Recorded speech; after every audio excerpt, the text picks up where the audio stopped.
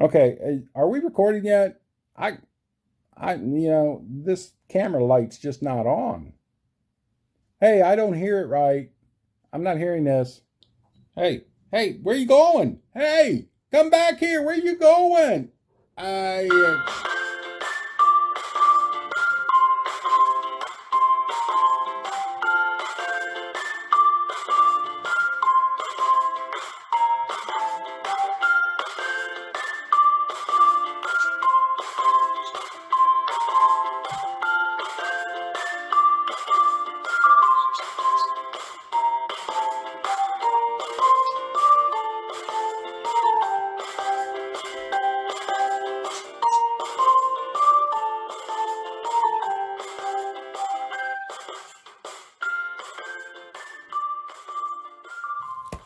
today, boys and girls, we're going to read Horton Hears a Who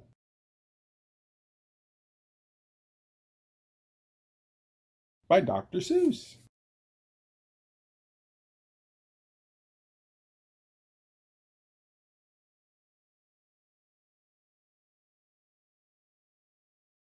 I, personally, enjoy this book. Let us begin, boys and girls. Now, if you have a copy of this book, you should probably pause this video and go get it so that you, boys and girls, can read along. If you don't have a copy, well, I want you to sit there and listen to the story and enjoy. I will be showing the pictures, I promise. Here we go.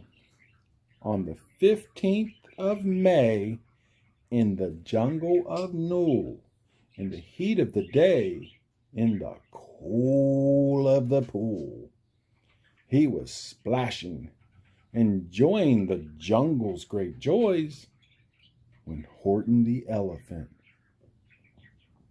heard a small noise.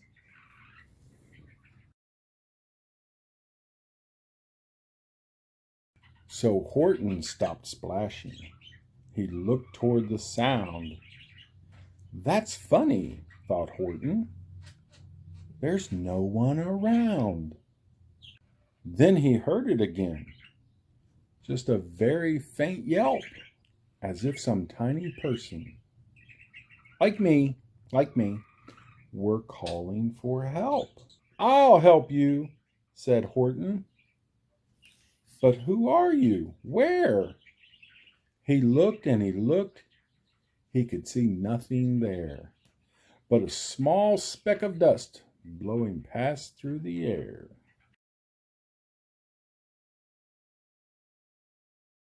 You could tell he's outside, boys and girls. You can hear the birds. I say, murmured Horton, I've never heard tell of a small speck of dust that is able to yell. Be someone on top of that small speck of dust, some sort of a creature of very small size, too small to be seen by an elephant's eyes. Some poor little person who's shaking with fear that he'll blow in the pool. He has no way to steer. I'll just have to save him because, after all, a person's a person, no matter how small. So, gently and using the greatest of care, the elephant stretched his great trunk through the air, and he lifted the dust speck and carried it over and placed it down safe on a very soft clover.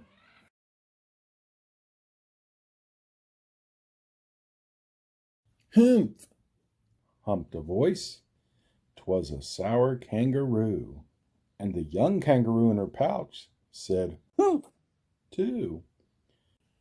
Why, that speck is as small as the head of a pin.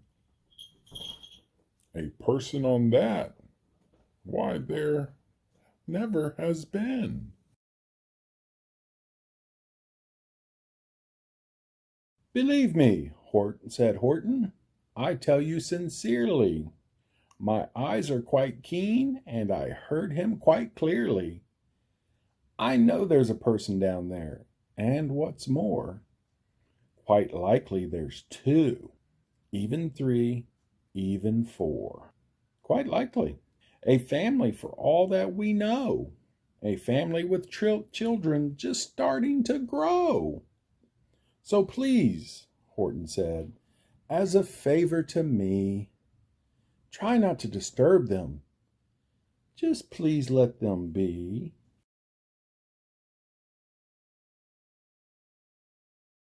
"I think you're a fool," laughed the sour kangaroo. And the young kangaroo in her pouch said, "Me too."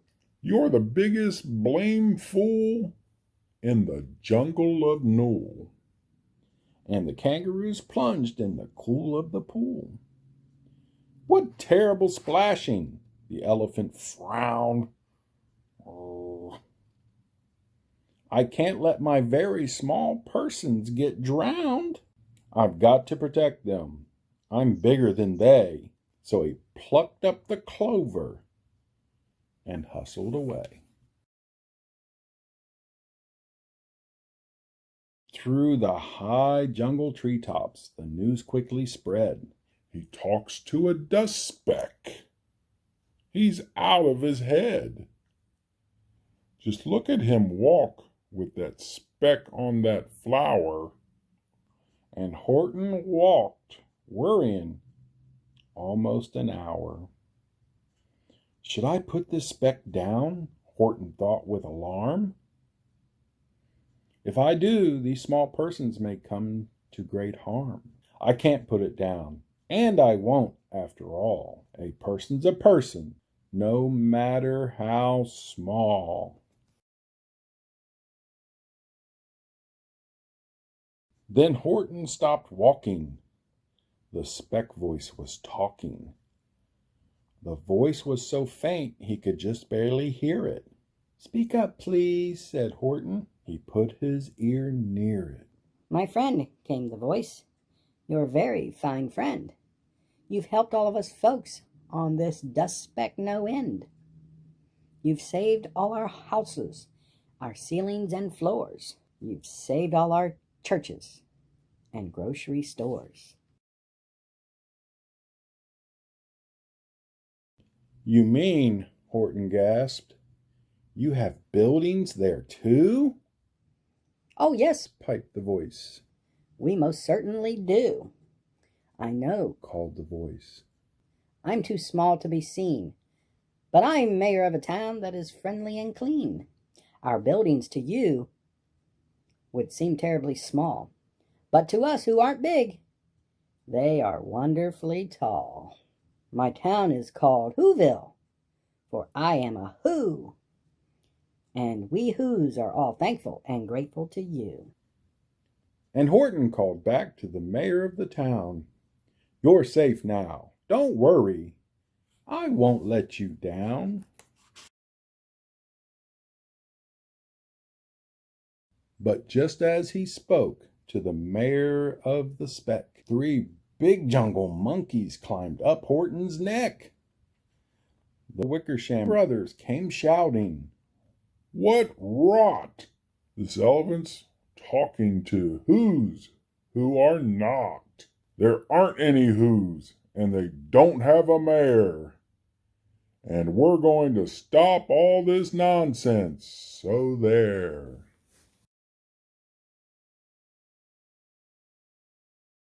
They snatched Horton's clover. They carried it off to a black-bottom eagle named Vladikoff, a mighty strong eagle of very swift wing. And they said, "Will you kindly get rid of this thing?" And before the poor elephant even could speak, the eagle flew off with a flower in his beak.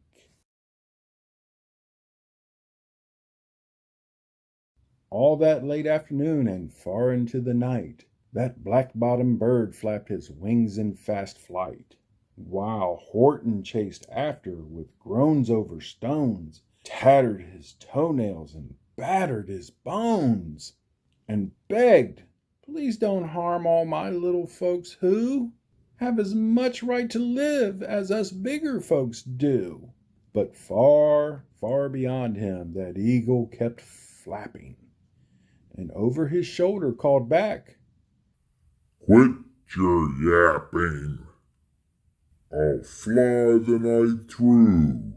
I'm a bird. I don't mind it, and I'll hide this tomorrow where you'll never find it."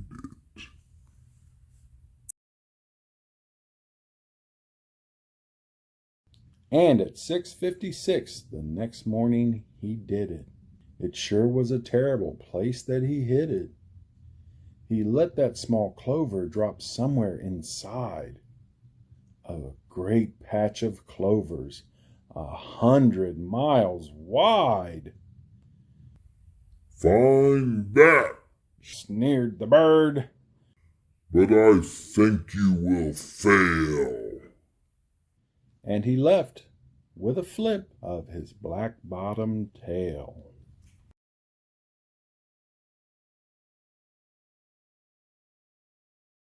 "I'll find it," cried Horton. "I'll find it or bust.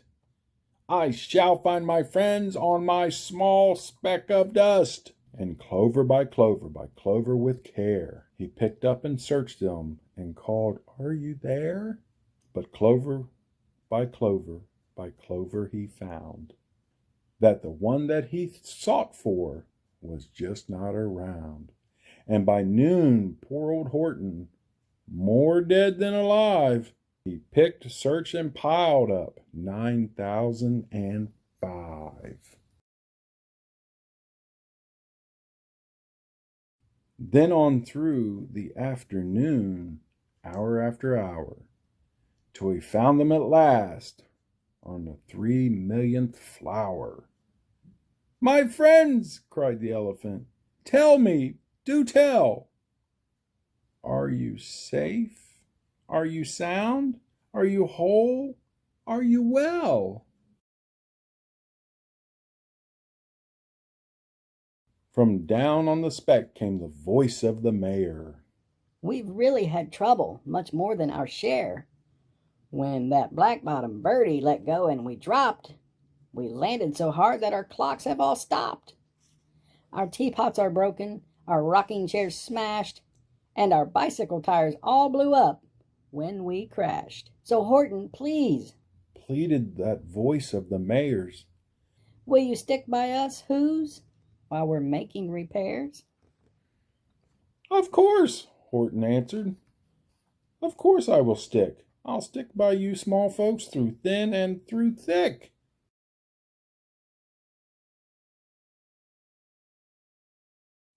"Humph, humph," the voice.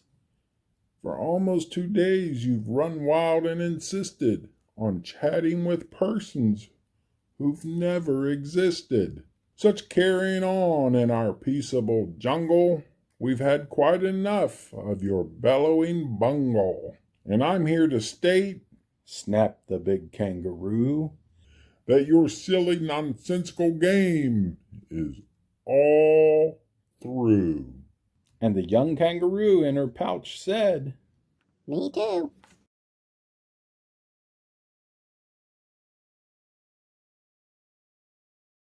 With the help of the Wickersham brothers and dozens of Wickersham uncles and Wickersham cousins and Wickersham in-laws whose help I've engaged, you're going to be roped and you're going to be caged. And as for your dust speck, ha! that we shall boil in a hot steaming kettle of bezel nut oil. "Boil it?" gasped Horton. "Oh, that you can't do. It's all full of persons. I'll prove it to you." "Mr. Mayor, Mr. Mayor," Horton called, Mr. Mayor, you've got to prove now that you really are there. So call a big meeting. Get everyone out. Make every who holler.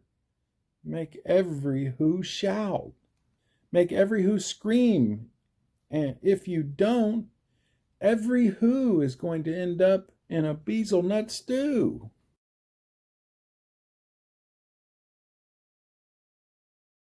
And down on the dust speck, the scared little mayor quick called a big meeting in Whoville Town Square. And this people cried loudly. They cried out in fear. We are here! We are here! We are here! We are here! The elephant smiled. That was clear as a bell. You kangaroos surely heard that very well. All I heard, Snapped the big kangaroo, was the breeze and the faint sound of wind through the far distant trees. I heard no small voices, and you didn't either. And the young kangaroo in her pouch said, Me neither.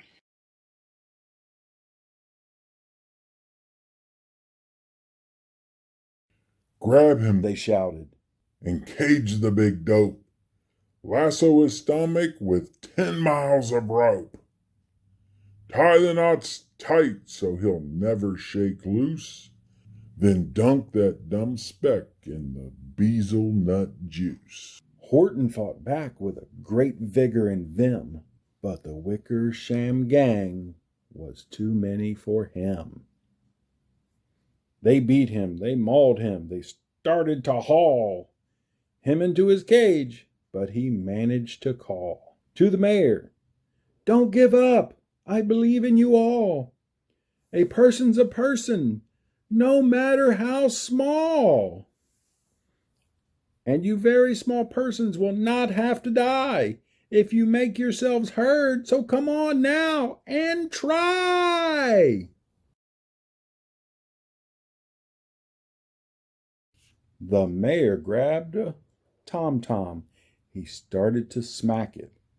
And all over Whoville, they whooped up a racket. They rattled tin kettles. They beat on brass pans, on garbage pail tops and old cranberry cans. They blew on bazookas and blasted great toots, on clarinets, oomphas, and boompas, and flutes. Great gusts of loud racket rang high through the air. They rattled and shook the whole sky, and the mayor called up through the howling mad hullabaloo, Hey, Horton, how's this? Is our sound coming through? And Horton called back, "I can hear you just fine, but the kangaroo's ears aren't as strong, quite as mine. They don't hear a thing. Are you sure all your boys are doing their best? Are they all making noise? Are you sure every who down in Whoville is working? Quick, look through your town. Is there anyone shirking?"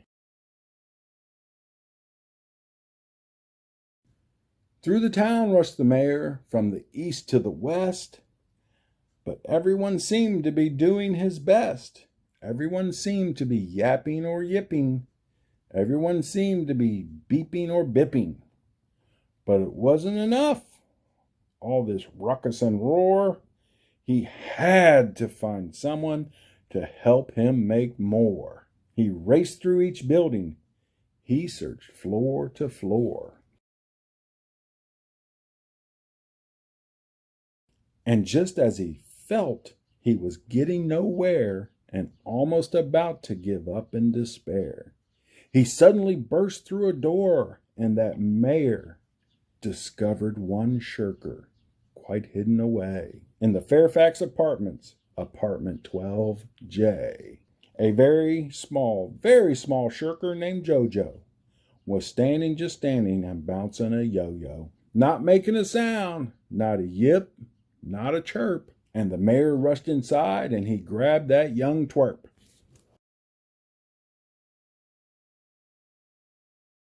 And he climbed with the lad up the Eiffelberg Tower.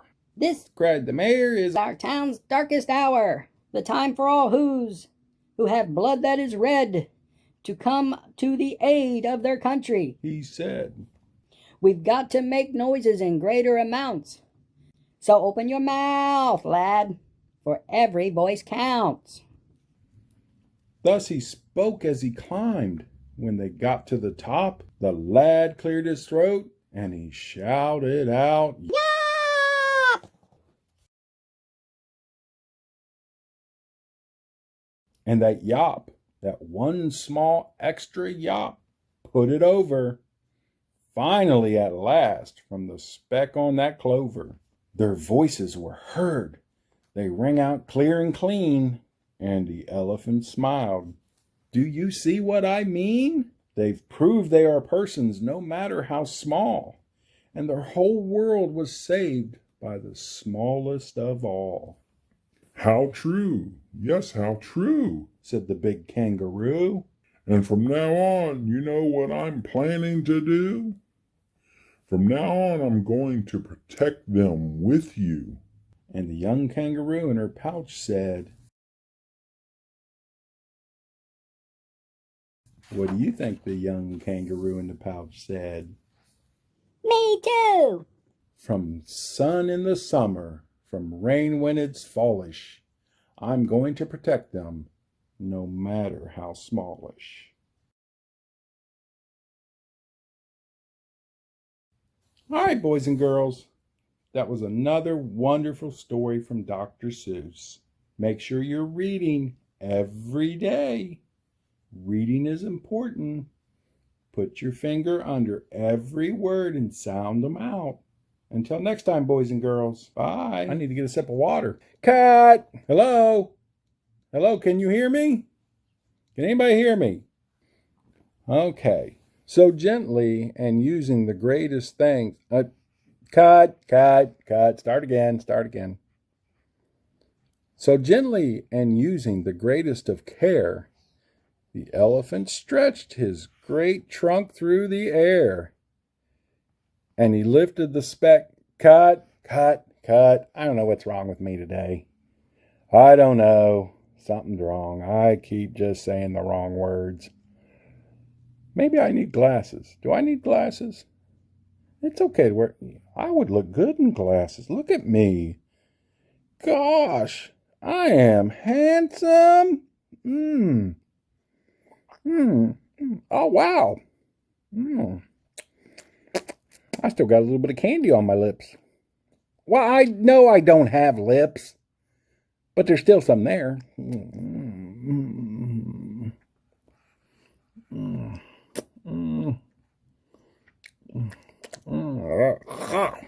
There we go. That's good. Okay, where were we? I think of myself as Horton sometimes. I just do. But who are you? Where? He looked and he looked. He could not. I'll help you, said Norton. Start again. Must be nice. Start again. Taco. Was this? Start over. Though the high jungle treats, I'm a little dinosaur. I'm still growing up. Any of you big dinosaurs out there might want to remember that. The Wickers ham, that does not sound like it tastes good. Okay, I'm a dinosaur. I don't eat that stuff. But then that dumb thing rattled and shook the whole sky and the mayor. Called up through the howling mad hullabaloo.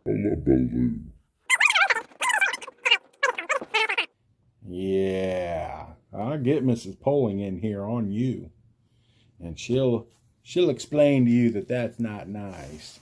But don't worry. Gosh, look at myself. I need to get some hair. I need to grow some hair. And look at that.